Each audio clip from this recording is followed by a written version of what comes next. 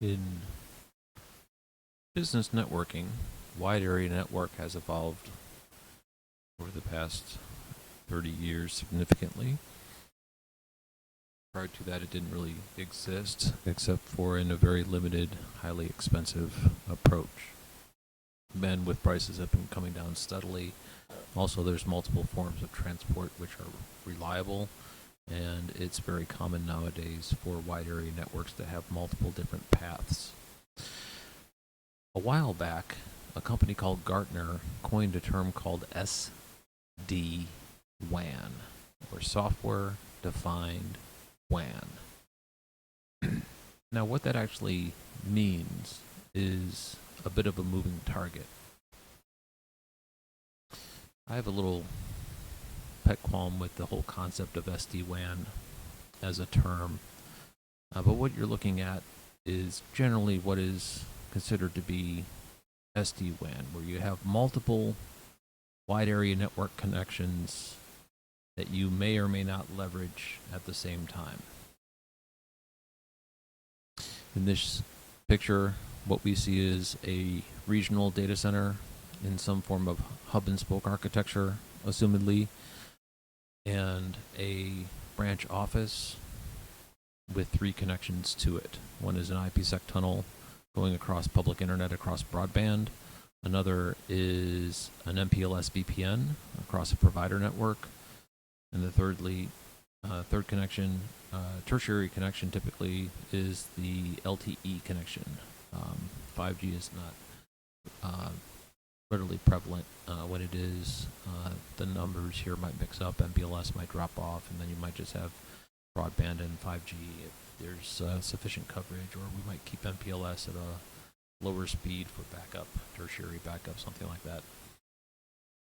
Anyway, so the concept of SD-WAN as it currently has evolved, generally nowadays in the early 2020s, encompasses these 3 elements: broadband, some form of provider circuit, commonly MPLS, and 4G LTE.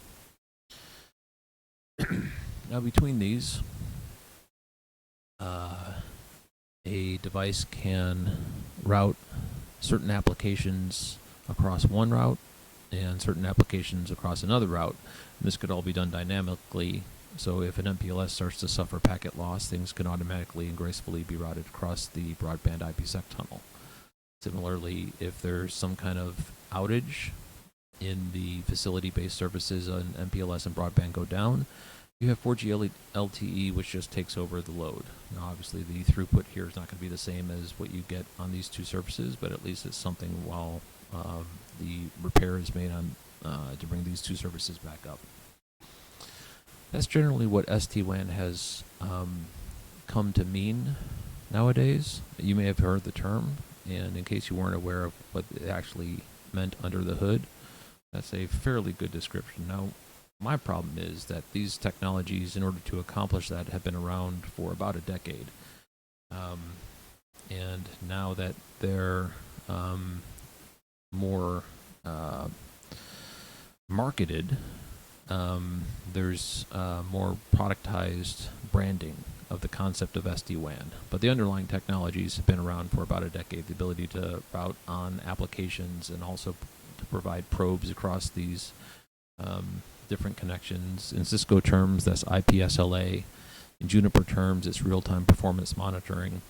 That's all been able to be accomplished for a decade plus. So anyway, just from my standpoint, I'm kind of an old-school network guy. I see the whole concept of SD-WAN as a bit of a buzzword. But still, it's a term that's very commonly used nowadays, and that's a brief description of what it actually means.